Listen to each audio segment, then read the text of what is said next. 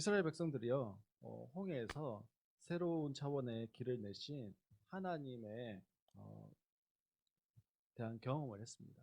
그 경험은 놀라운 것이었습니다. 정말 우리의 상상으로는 그런 길이 있을 수 없다라고 생각되어지는 그런 길이었습니다.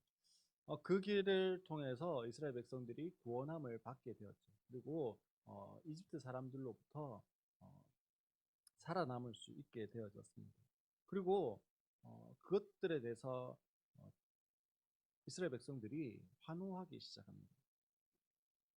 내가 주를 찬송하리 높고 영화로우신 주, 뭐 말과 적을 죽이셨네 이러면서 막 찬양하기 시작합니다.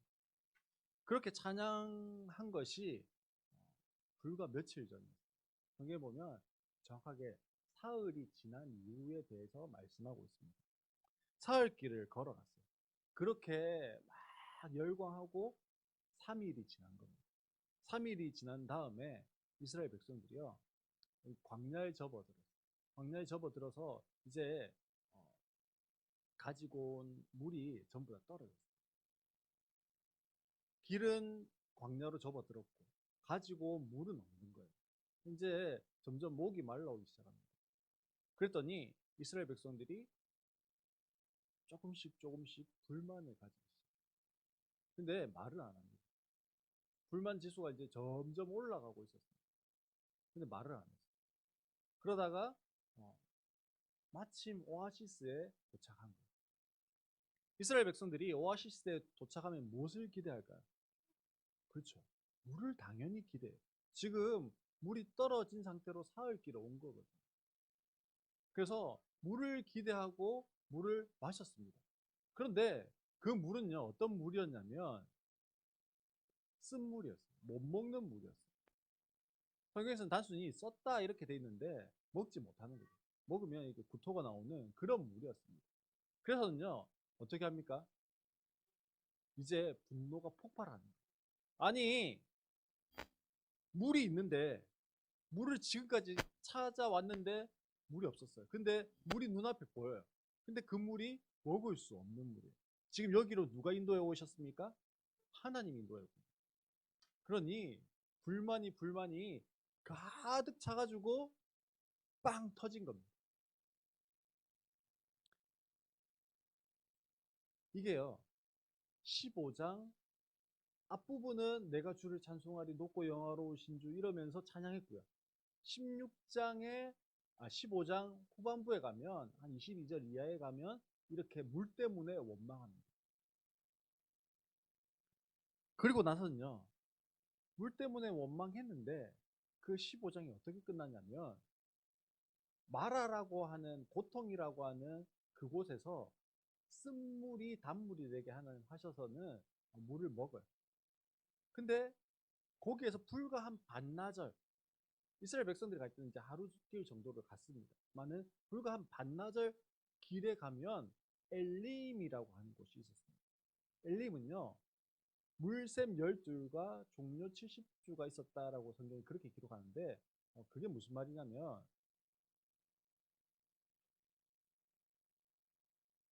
그게요, 오아시스 중에서도 가장 큰 오아시스 뭐 이런 말입니다.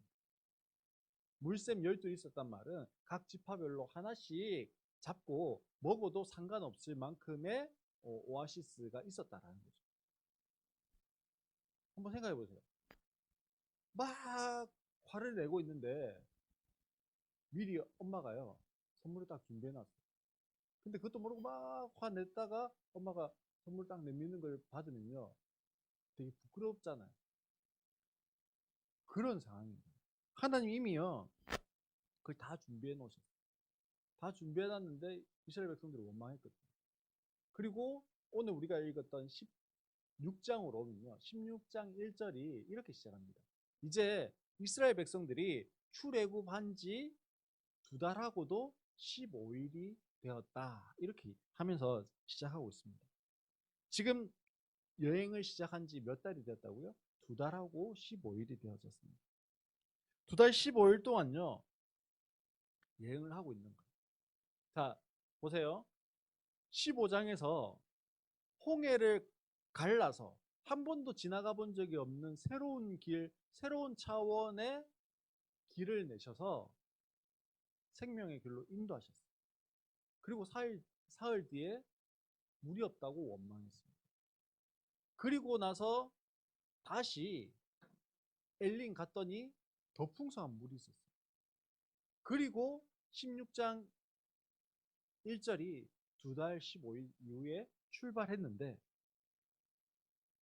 출발한 지 며칠이 또 안 되었었습니다. 3절에 보면 16장 3절에 보면 이렇게 기록하고 있습니다. 차라리 우리가 이집트 땅에서 고기 가마 곁에서 앉아 음식을 배불리 먹던 그때가 좋았다. 이렇게 이야기합니다. 이번엔 또 뭘 원망합니까? 고기가 먹고 싶다. 원망합니다. 고기가 없다고 원망하고 있어요. 보세요. 하나님 놀라운 경험을 했어요. 그러면 세상이 뒤바뀔 것 같았어요. 근데 현실이 그대로예요. 또 물이 없었어요. 원망합니다. 하나님 물을 주시죠. 또 먹을 게 없다고 또 원망하는. 불과 며칠 사이 이게 진행된 일들입니다. 하나님이요 이렇게 원망하고 있는 이스라엘 백성들, 이 이스라엘 백성들을 향해서 12절에 보면 무엇이라고 이야기하냐면 너희가 저녁이 되면 고기를 먹고 아침에는 빵을 배불리 먹을 것이라 이렇게 말씀합니다. 그러면 이 이전까지는요 무엇과 무엇이 없었냐면 만나가 없었고요 메추라기가 없었던 거예요. 그 6월절에 급히 음식을 먹고 나오고 발효되지 않은 누룩 넣지 않은 빵을 어깨에 짊어지고 왔는데 그걸로 지금 얼마나 버틴 겁니까? 2달 15일 이상을 버틴 겁니다. 그리고 이제 먹을 게 다 떨어졌다고 고기가 없다고 지금 원망하고 있는 거죠. 거기에 대해서 하나님이요 뭘 주시겠다고요? 빵과 고기를 주시겠다 이렇게 이야기합니다. 오늘 본문은요 13절이 그날 저녁에 되어져 있는데 이렇게 하나님 앞에 고기 먹고 싶다고 원망한 그날 저녁, 그 저녁에 하나님께서요 무엇을 주십니까? 메추라기를 내려주십니다. 그리고 다음날 아침에는 인류가 한 번도 경험해 보지 못했던 새로운 음식 만나를 주시죠.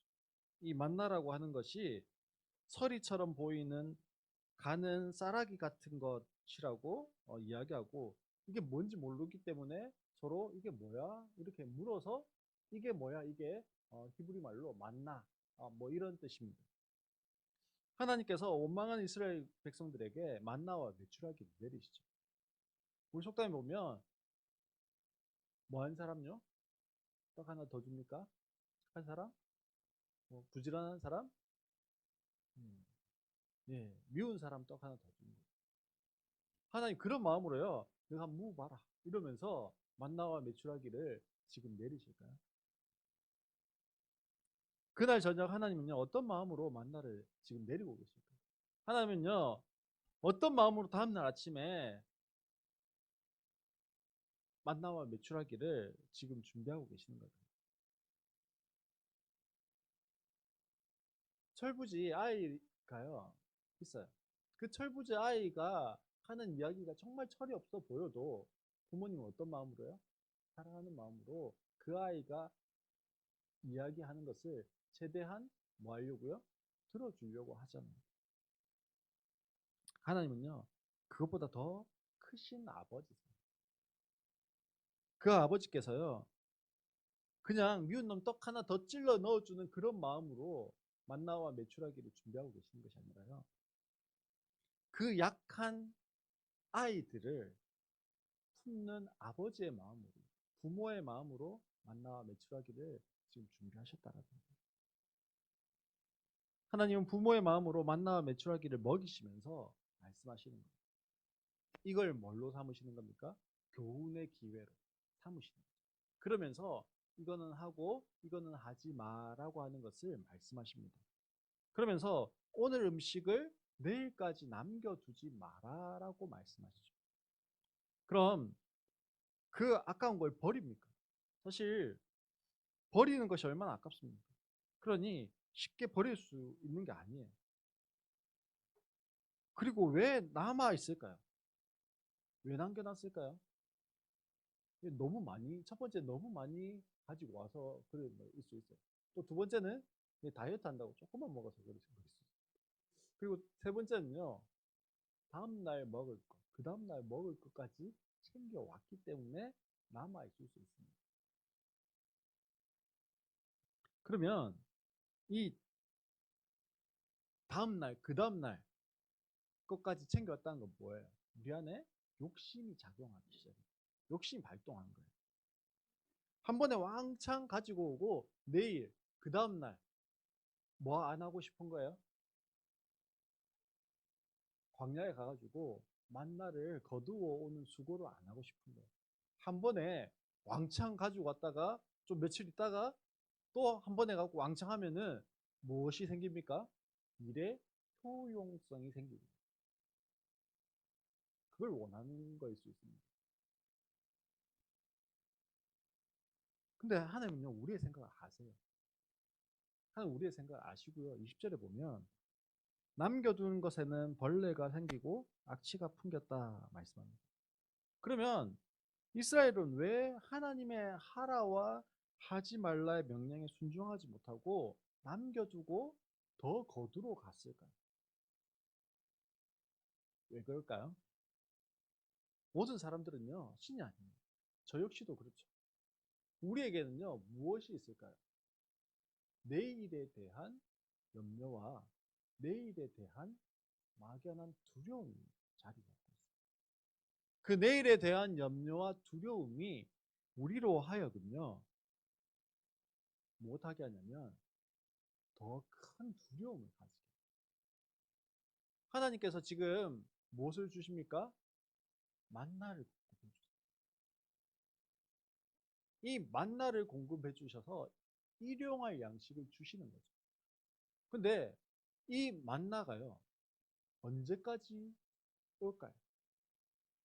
이 만나가 언제까지 내릴까요? 몰라요. 그러니 두려운 거예요. 내일 이 만나가 끊기면 이 광야에서 내가 어떻게 살아가요? 그러니 뭐 하는 거예요? 쌓아두는 거예요. 내일 당장 하나님의 은혜가 끊어지면, 하나님의 돌보심이 끊어지면, 그래서 이 만나가 내리지 않으면 우리가 좀 다 죽는 거예요. 굶어 죽는 거죠. 그 두려움이요, 이스라엘 백성들이 있었다라는 거예요. 우리를 한번 생각해 볼까요? 오늘의 수입으로요, 혹은 이달의 수입으로 하루를, 한 달을 살아가는 거예요. 1년을 살아가는 것이, 그 한 달 하루의 수입으로 1년을 살아갔다라고 하는 것이 참 감사한 일이잖아요. 그래서 연말을 돌아보면 아, 참 올해도 살아갔네, 감사하네, 이렇게 생각이 듭니다. 근데 한번 생각해 보세요. 한 2, 3년 후에 나의 삶, 우리 가정의 모습, 그게 지금처럼일 거라고 확신할 수 있습니까? 아니잖아요. 조금 더 가볼까요? 한 5년, 10년 뒤에 내가 여전히 이 직장으로 혹은 이 사업으로 내가 안정된 삶을 살아갈 수 있을까? 확신이 드십니까? 아니잖아요. 그러니 무엇이 옵니까? 지금 당장은 별 걱정이 없어요. 지금 당장은 이 삶이 너무 만족하고 혹은 감사한 일일 수 있어요. 근데 1년 뒤만, 10년, 5년 뒤만 생각해도 갑자기 모를 답답함이 우리한테 생길 수 있다라는 거예요. 코로나라고 하는 것을 누구도 예측하지 못했습니다. 누구도 이 코로나 때문에 전 세계가 이렇게 올스톱 되는 것 같이 마비될 거라고 생각하는 사람이 없을 거예요. 모르는 거죠.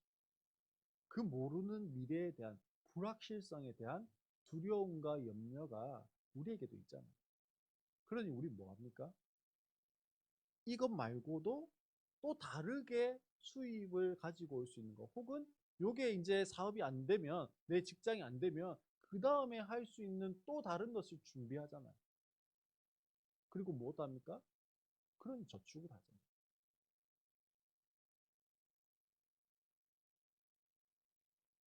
그러니까 당연하게 뭐 해야 됩니까? 더 거두어야 돼요. 더 뭐 해야 됩니까? 더 남겨야 돼요. 너무 자연스러운 거예요.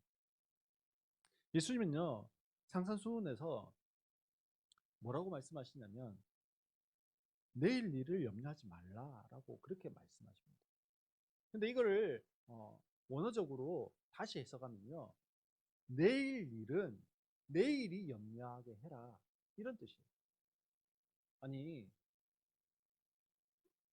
주님은 더 거두려고 노력하는 것이, 더 남겨두려고 하는 것이 잘못이라고 이야기하는 게 아니에요.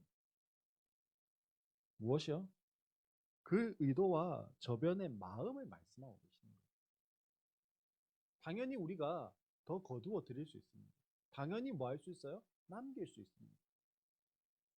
내일을 생각하는 삶을 살아갈 수 있다라는 거예요. 이것 자체가 잘못이 아니라는 겁니다. 근데 주님의 말씀은 뭐라고요? 예수님 뭐라고 말씀하신다고요? 내일에 대한 염려는 누구 몫이라는 겁니까? 내일이 염려하게 해라는 것은요, 내 몫이 아니라는 거예요. 내가 염려한다고 그 길을 한자나 더하게 할 수 있느냐? 주님은 그렇게 말씀하시거든요. 그러면 그 염려는 누구 몫이라는 걸까요? 그 염려는 내 몫이 아니라 주님의 몫이라는 거예요. 우리를 인도해 가시는 주님의 몫이 그 염려하는 것이라는 거예요. 우리는 뭐 하면 될까요? 우리가 해야 할 게 있어요. 내일은 내일이 염려하는데 우리가 해야 할 것이 있다고.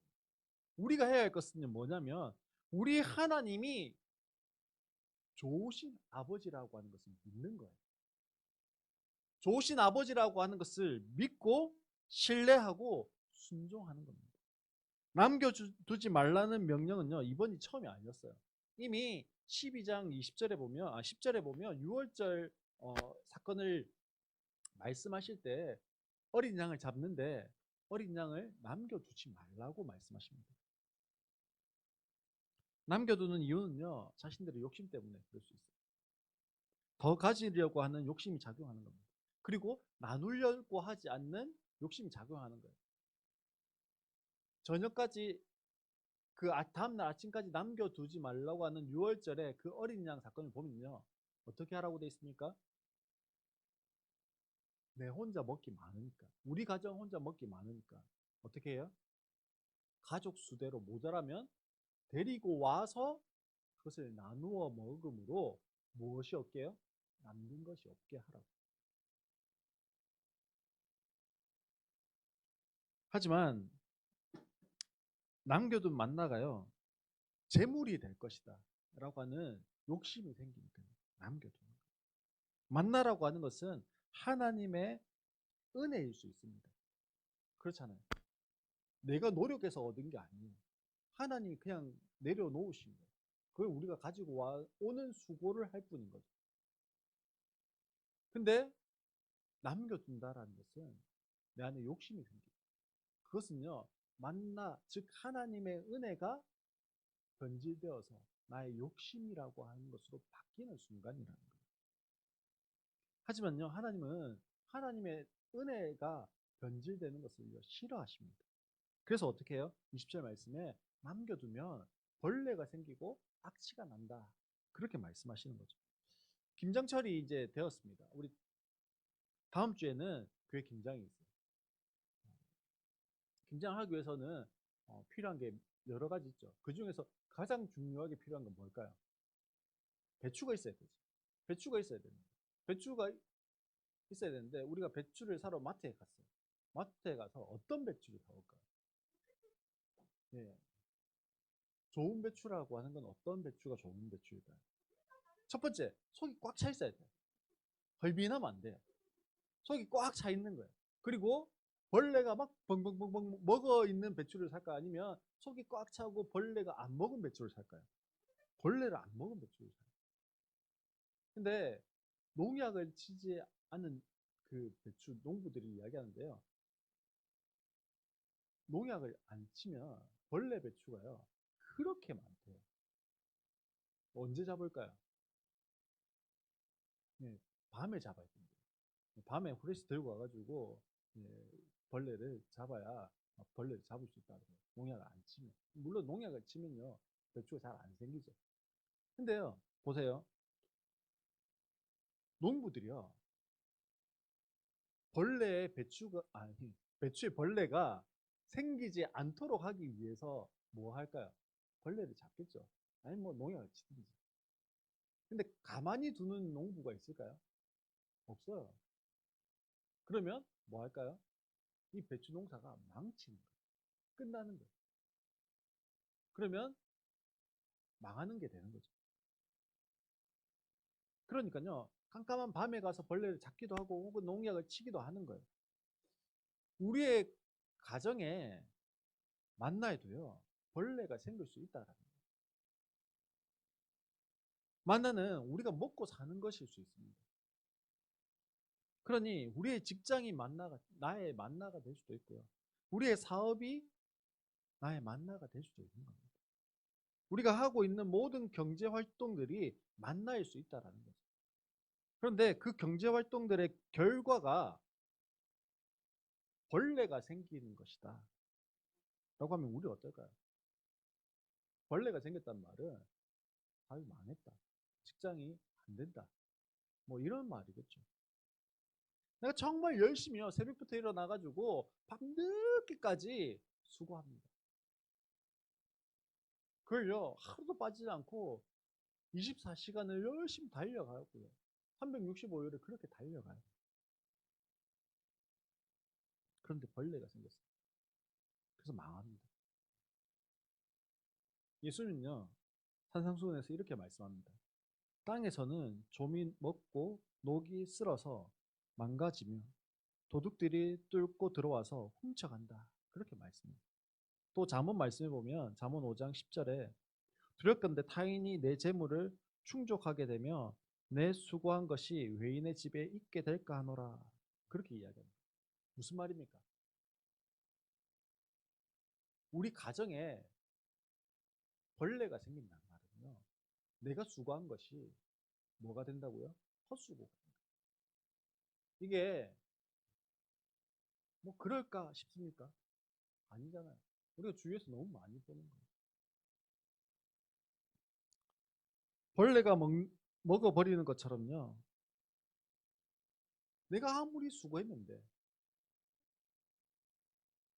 한번 보증 잘못 서줘서 내가 지금까지 수고했던 게 다 날아가기도 하고 혹은요. 평생 아껴서 모아온 돈인데 나는 한 번도 써보지도 못하고 그것이 없어져 버리기도 하고 혹은 내가 악착같이 일하고 있는데 큰 병에 걸려서 그 병을 치료한다고 그 돈이 다 들어가기도 하고 그 모든 것이 뭐예요? 벌레가 생기는 거예요. 벌레가 먹어버리는 거예요. 또 남겨두면 만나에서 악취가 난다고 했어요. 사도 바울은 자신이 모든 학문과 지식을 배설물로 여긴다라고 했어요. 하나님보다 더 높아져 있는 그 모든 것들이 인간적인 냄새가 난다고 그렇게 이야기합니다. 그 인간의 냄새라고 하는 것이 무엇일까요? 그것이 아마 악취가 아닐까요? 나의 만나에서는요 어떤 냄새가 날까요? 인간적인 냄새가 날까요? 아니면 그리스도의 향기가 지금 나고 있는 걸까요? 하나님께서 하라는 것과 하지 말라는 명령의 가장 최고봉은요 바로 안식이라고 하는 것으로 설명되어집니다. 하나님께서는 이스라엘 백성들에게 만나와 메추라기를 내리십니다. 그러면서 이렇게 이스라엘 백성들을 먹을 것을 공급하시면서 안식일이라고 말씀하십니다. 오늘 본문 23절에 보면 주님께서 하신 말씀입니다. 내일은 쉬는 날로서 주님의 거룩한 안식일이니 이렇게 말씀합니다. 하나님이 정하신 쉬는 날, 다른 표현으로는 주님의 거룩한 안식일이라고 합니다. 그러면 하나님이 정하신 쉬는 날 언제입니까? 언제 이게 나오죠? 창세기에 보면 하나님께서 태초에 하나님이 천지를 창조하시니라 이렇게 말씀하십니다. 그때 2장 3절에 보면 하나님 모든 것을 다 만드시죠. 그리고 나서는 하나님 그 창조하시며 만드셨던 모든 일을 마치시고 그날에 안식하셨습니다. 즉 하나님께서 일곱째 날에 안식하셨다라고 창세기 2장 말씀에 말씀하고 있어요.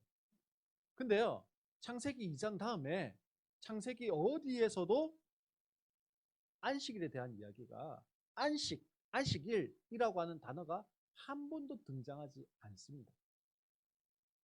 그리고 출애굽기로 넘어와서 오늘 우리가 읽었던 출애굽기 16장에서 다시 등장하는 거예요. 그러면요, 한번 생각해 보세요. 인류가 생겨났어요.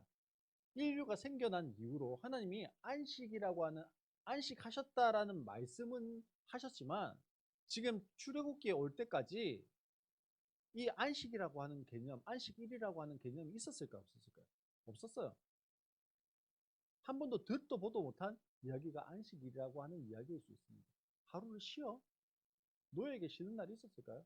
없었겠죠. 하루를 쉰다. 이 개념이요, 아주 생소할 수 있습니다. 그러면 이 안식일에 대해서 몇 가지로 우리가 이해할 수 있습니다. 생각해 볼 수 있는. 첫 번째는요, 율법적인 관점으로 이 안식일을 볼 수 있습니다. 이 율법적인 관점이라고 하는 것이 앞에서 우리가 계속 설명했던 것처럼 하라와 하지 마라의 관점으로 볼 수 있다는 거죠. 이스라엘 백성들은요, 이 율법적인 관점을 아주 강조했습니다. 그래서 자신들이 바벨론 포로가 되어진 것이 하나님의 말씀을 제대로 안 지켰기 때문이라고 생각했어요. 그래서 더욱더 하라와 하지 마라를 강조해서 살아갔습니다. 이 하라와 하지 마라에 대한 율법적인 명령들이 이 성경 전체예요. 이스라엘 백성들, 유대인 학자들이 연구해서 정리해 놓은 것이 무엇이냐면 613가지로 정리해 놓았습니다. 그 중에서 하라, 이거 해라, 저거 해라라고 하는 것이 327가지. 나머지가 하지 마라는 거예요. 근데요, 이 하라와 하지 마라에 따른 더 세부 사항을 만들어 놓은 것이 성경에 보면 예수님이 논쟁하잖아요. 왜 예수님은 장로들의 유전을 안 지킵니까? 뭐 이렇게 논쟁하는데요. 그것들이에요. 안식일을 기억하여 거룩하게 지키라는데 어떻게 하는 게 거룩하게 지키는 건지 모르겠거든요. 그러면 안식일을 범하는 건 뭐가 범하는 걸까? 뭐 이런 질문들에서 이제 행동 규약들이 막 나오기 시작한 겁니다. 아무튼 이렇게 하라와 하지 마라의 율법적인 관점으로 이스라엘 백성들은요, 안식일을 생각했습니다. 하나님께서는요, 말씀하시죠. 안식일을 기억하는데, 거룩히 지키는데, 이게 너희들만 하는 것이 아니라 대대의 표징으로 삼아라, 이렇게 말씀합니다. 출애굽기 31장 13절에 보면 나와 너희 사이에 대대 표징이니 나는 너희를 거룩하게 하는 여호와인 줄 너희가 알게 함이라, 이렇게 말씀합니다. 그리고 나서 안식일을 범하면 어떻게 된다고 말씀하실까요? 하라와 하지 마라의 관점에서 하나님께서는 이 안식일을 범하면, 지키지 않으면, 거룩히 지키지 않으면 어떻게 된다고 했냐면 출애굽기 31장 14절에 너희는 안식일을 지킬지니 이는 너희에게 거룩한 날이 됨이니라. 그 날을 더럽히는 자는 모두 죽일지며 그 날에 일하는 자는 모두 그 백성 중에서 그 생명이 끊어지리라. 출애굽기 35장 2절에도 엿새 동안은 일하고 일곱째 날은 너희를 위한 거룩한 날이니 여호와께 엄숙한 안식이라. 누구든지 이 날에 일하는 자는 죽일지니, 이렇게 이야기합니다. 즉 안식, 율법적인 관점으로 보면 안식일이라고 하는 것은 뭡니까? 지켜도 되고 안 지켜도 되는 것이 아니라 반드시 지켜야 하는 거예요. 어기면 어떻게 되는 겁니까? 죽는 날이 이 안식일이라고 하는 그런 날이었습니다. 두 번째는요, 예배적인 관점이 있습니다. 안식일은 단순히 쉬는 날이 아니라는 거예요. 안식일은 하나님께서 이스라엘과 이집트를 구별하신 날처럼 그렇게 구별되어진 날이라는 거예요. 모든 날이 하나님의 날인 거 분명합니다. 모든 제정이 하나님의 제정인 것처럼 그러나 그 중에 안식일은 하나님 특별히 더 구별한 날이에요. 왜냐하면 모든 날이 하나님의 날이라고 하는 것을 되새기기를 원하시기 때문에 그런 거죠.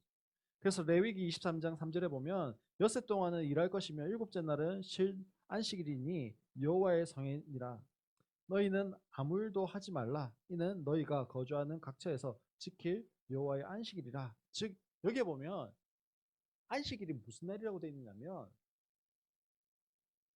성회의 날이라고 되어 있습니다. 이 성회라고 하는 것은 거룩한 모임이라고 하는 뜻을 가지고 있습니다. 거룩한 모임은 뭐죠? 예배예요. 예배. 즉 안식일은 뭐 하기 위해서 쉬는 날이냐면 예배하기 위해서 쉬는 날이에요. 세 번째는요. 경제적인 관점입니다. 본문에서 여섯째 날에는 2배로 거두라고 말씀하십니다. 그러나 이미 이스라엘 백성에게 학습된 게 있어요. 남겨두면 뭐예요?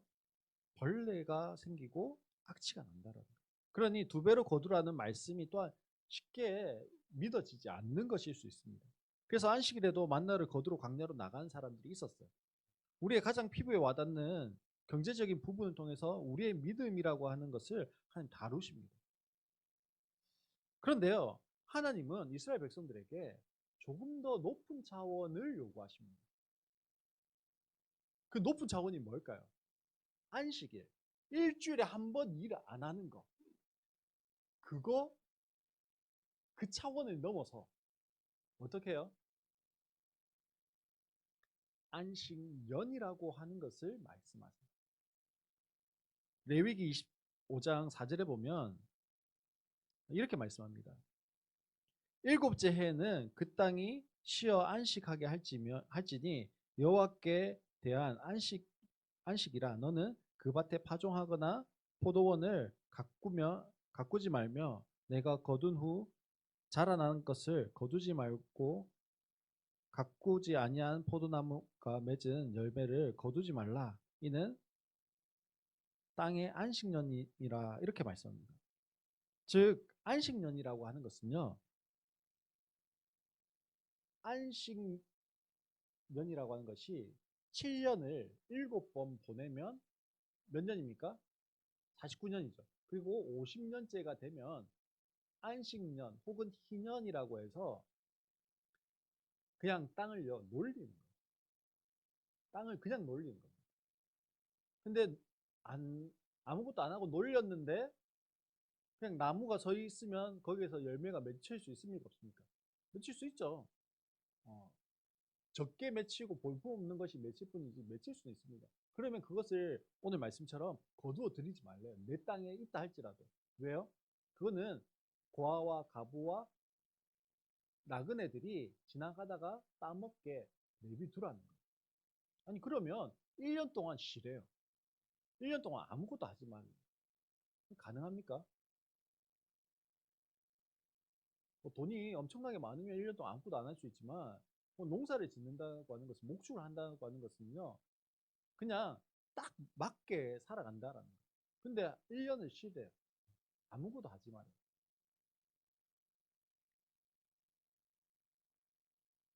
1년 동안 아무것도 안 하려면 내 통장에 아무것도 없는데 1년 동안 아무것도 안 하려면 뭐가 있어야 될까요?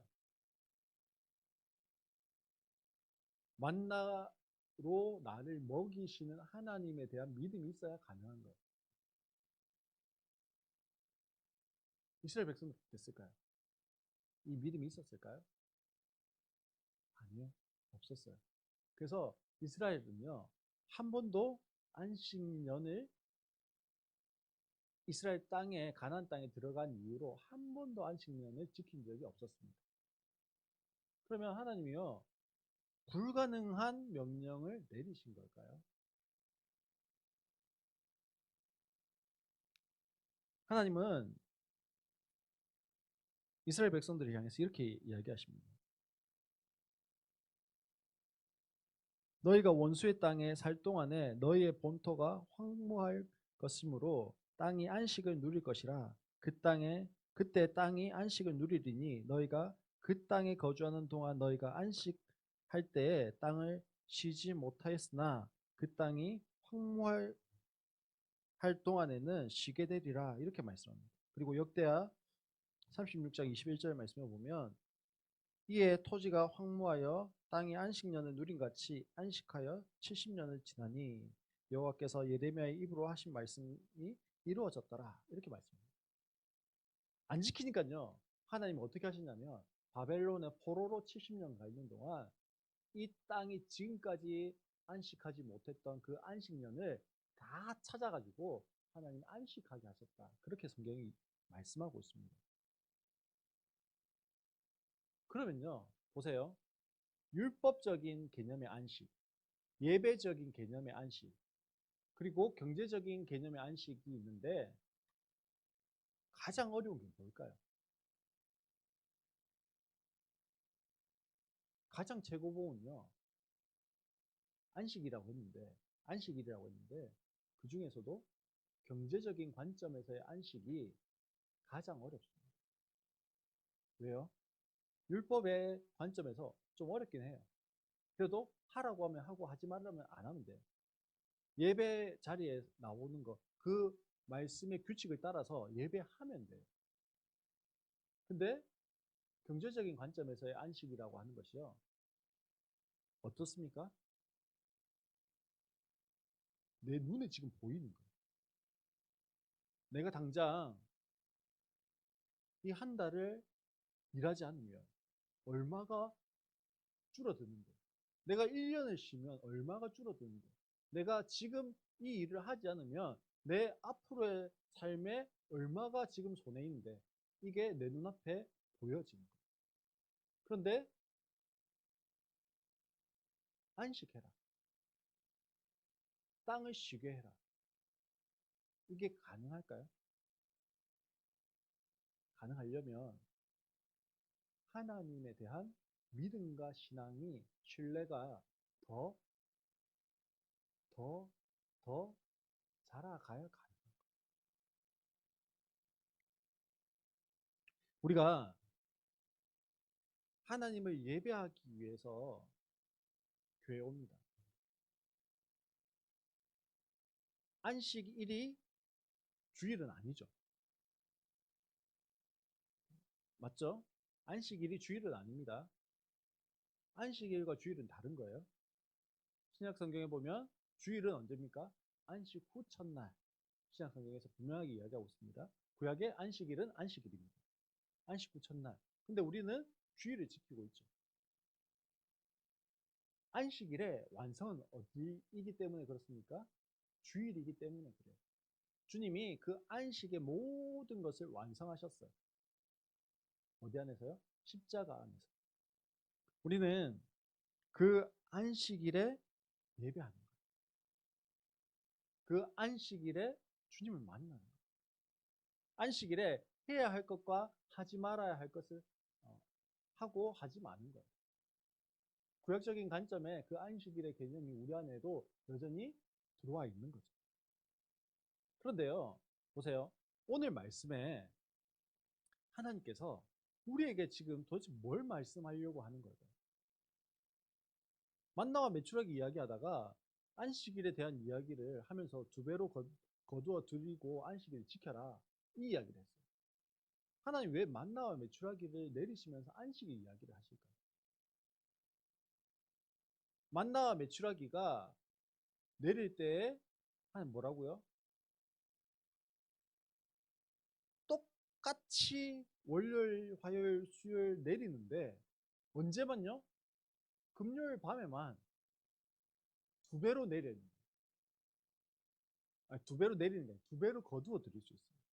두 배로 거두어 드렸는데 월요일, 화요일, 수요일, 목요일까지는 두 배로 거두어 가면 어떻게 해요? 남으면 썩어서 악취가 났는데 벌레가 생겼는데 금요일 거두어 드린 것은 특별해서요? 무엇이 달라서요? 여기서 벌레가 안 생기고 악취가 안 나는 거예요. 왜요? 하나님 예배하는 그 안식일을 위해서. 기억하세요? 하나님 원하시는 것은요. 안식일을 지켰냐 안 지켰냐, 예배했냐 안 했냐, 교회로 왔냐 안 왔냐 이것을 말씀하시는 것이 아니라 네가 나를 하나님으로 믿고 있냐, 네 삶에 만나를 내릴 분으로 신뢰하고 있냐? 네 삶에 인도자가 되는 분으로 믿고 있냐? 그것을 계속해서 지금 우리에게 질문하고 계시는 거예요. 그게 안식일이라고 하는 것으로 나타나는 거예요.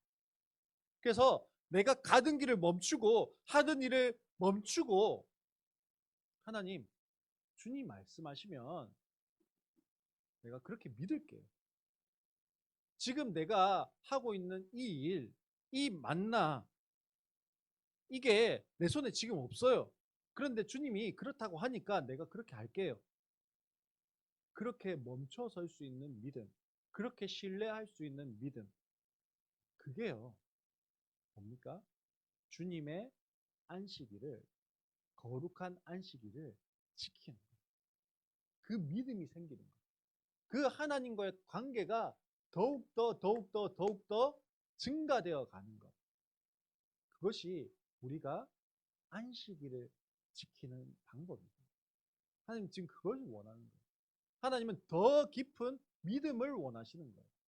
그러니 더 깊은, 더 하나님 안에서의 더 자라난 믿음이라고 하는 것이 생겼기 때문에 내가 가지고 있는 이 금은 보화가, 혹은 내가 가지고 있는 이 무엇이 내 것이 아니에요라고 고백할 수 있는 거예요. 하나님을 신뢰하는 것의 가장 어려운 부분이 뭐라고요? 제일 삼각형 꼭대기에 있는 게 재정입니다. 그래서 하나님은 안식일에 뭐 하기를 원하세요? 그 재정을 가지고 믿음을 보여봐. 하나님 신뢰하는 마음을 가져봐. 라고 말씀하시는 거예요. 예배 자리에 나와 있으면 되잖아요. 하라고 하는 거 하면 되고, 하지 말라고 하는 거 안 하면 되는데, 내 거라고 생각되어지는 그것을 하나님 거였지라고 그 마음을 바꿔가는 거예요. 그게 어려운 거예요. 내 지금 손에 잡혀 있는데 이거를 하나님 거라고 생각하고 하나님께 드리고, 혹은 내 눈앞에 보여진, 내가 하면 이만큼 가져올 수 있고 내가 안 하면 이만큼이 없어지는 그것을 눈앞에 보면서 하나님이 내가 이만큼 지금 안 해도 하나님이 이만큼 채워주신다고 하셨는데 라고 하는 그 말씀을 믿는 것, 말씀을 신뢰하는 것, 그것이 뭐 하는 거예요? 하나님 안에서 안식하는 거예요. 하나님 우리에게 무엇을 원하실까요? 안식하기를 원하세요. 누리기를 원하시는 거예요. 안식한다는 것은 하나님과 더불어 누린다라는 거예요. 하나님은요, 우리가 좋은 집에 사는 것을 싫어하실까요? 그렇지 않아요. 하나님 우리가요, 좋은 차를 타는 것을 싫어하실까요? 그렇지 않아요. 하나님 우리가요, 맛있는 음식을 먹는 것을 싫어하실까요? 그렇지 않아요. 하나님은 우리가 그것을 누리기를 원하십니다. 그러나 더 중요한 것은 뭐냐면요, 내가 그것을 누리기를 원하시는데 누구와 누리기를 원하시냐라는 거예요. 나는요, 그냥 내가 잘했으니까 내가 이걸 누려도 돼라고 생각하는 게 아니라, 하나님은요,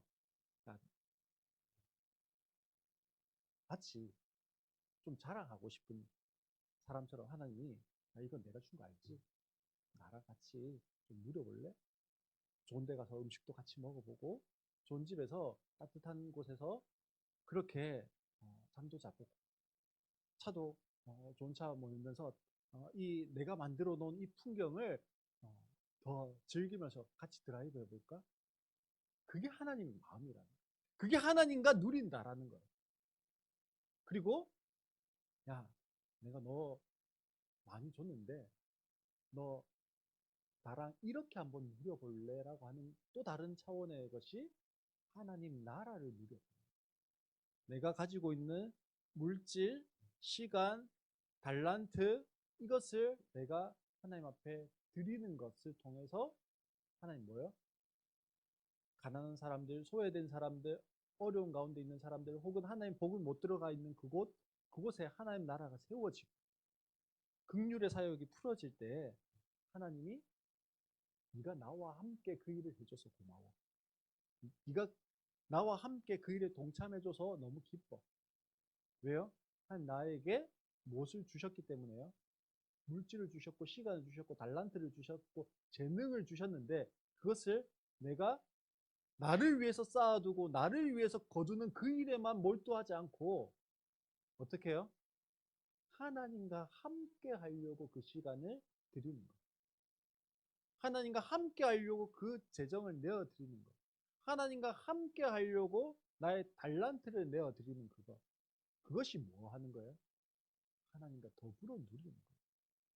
하나님과 더불어 누리는 것이 바로 하나님 안에서 안식하는 거예요. 안식하는 것이 바로 안식일을 기억하여 거룩하게 지키는 거예요. 우리가 가장 1차적으로는 주일날 왔냐 안 왔냐 이것으로 우리를 판단할 수 있습니다. 저 역시도 주일날 성도들이 같이 와서 예배 드리면 기쁘고 또 빠지면 왜 빠졌지 안타깝고 그렇습니다. 그렇지만 그게 전부가 아닌 것 같아요. 우리 성도들이 올 수도 있고 오지 못할 수도 있습니다. 그러나 놓치지 말아야 할 것은 내가 하나님 안에서 누려가고 있는 거예요. 아니면 내가 그냥 남기려고 하고 그냥 거두려고 하고 그래서 내 삶 가운데 하나님은 없고 하나님 안에서의 누림은 없고 그냥 벌레가 있고 악취가 나는 그런 것들을 쌓아두고 있는 거예요. 우리가 좀 점검해 봤으면 좋겠습니다. 사랑하는 성도 여러분, 저 역시요 두려움이 있습니다. 저 역시 염려가 있어요. 저에게 공급되어지는 이 만나가 언제 끊겨질지 모르니까 저 역시 두려움이 있습니다. 한편으로 그런 마음이 있어요. 아, 빨리 우리 성도들이 많이 불어나가지고 이런 걱정 없이 살았으면 좋겠다. 그런 마음이 한편에 있습니다. 돈 많이 버세요. 축복합니다. 근데요, 또 한편으로는 그래요. 아, 지금 하나님이 열심히 함께 누려가자라고 말씀하십니다. 성도 여러분, 오늘 하루를 하나님과 얼마나 누려가고 계십니까? 바쁜 일상을 살아가고 있잖아요. 우리 교회가 일상으로 돼요. 일상이 예배가 되고 예배가 일상이 되자고 했는데 그냥 하나님 앞에 예배하는 삶을 열심히 살아가라. 늘 예배 예배 예배 이걸 해라. 24시간 예배를 하자. 그 말이 아니에요. 일상에서 하나님의 은혜를 알고 하나님을 누린다라고 고백할 수 있고 고백되어진 그 하나님이 하나님 영광 받으실 분, 하나님 찬양 받으실 분, 이게 예배일 수 있잖아요. 우리가 찬양 한 구절을 하고 찬양 한마디를 하고 말씀 한 구절을 내가 기억해서 읽고 하는 그 모든 것이 예배일 수 있습니다. 그 안식일을 기억해서 거룩히 지킬 수 있었으면 좋겠습니다. 우리의 삶 가운데 그 하나님이 고백되어지는 순간들이 더 많아졌으면 좋겠어요. 지금 별로 내 삶에 그냥 기뻐요. 그냥 평안해요. 그러면 안 돼요. 그냥 기쁘고 그냥 평안하면 안 돼요. 그래서 그냥 기쁘고 그냥 평안한 가운데 얼마나 하나님이 고백되어지고 있냐라는 거예요. 하나님과 내가 얼마나 연관이 있냐라는 거예요. 상관이 있냐라는 거예요. 그게요, 내가 지금 안식일을 잘 지키고 있는 사람일 수 있고, 아니면 안식일을 범하고 있는 사람일 수 있어요. 우리는요, 은혜를 은혜로 몰라요. 그래서 우리가 안식일을 범하면 구약시대는 그냥 돌로 쳐 죽였는데요. 지금은 멀쩡하잖아요. 그러니 은혜가 은혜인지 모릅니다.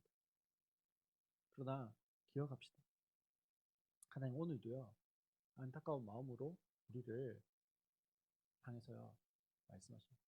야, 나 안에서 좀 누려. 왜 그렇게 힘들어해? 왜 그렇게 달려가기만 해? 왜 그렇게 뒤만 돌아보고 있어? 왜 그렇게 염려만 하고 있어? 내가 너 주려고 이만큼 준비했는데 이거 언제 받아갈 거야? 그런 마음으로 우리를 바라보고 계십니다. 그러면서 말씀하시죠.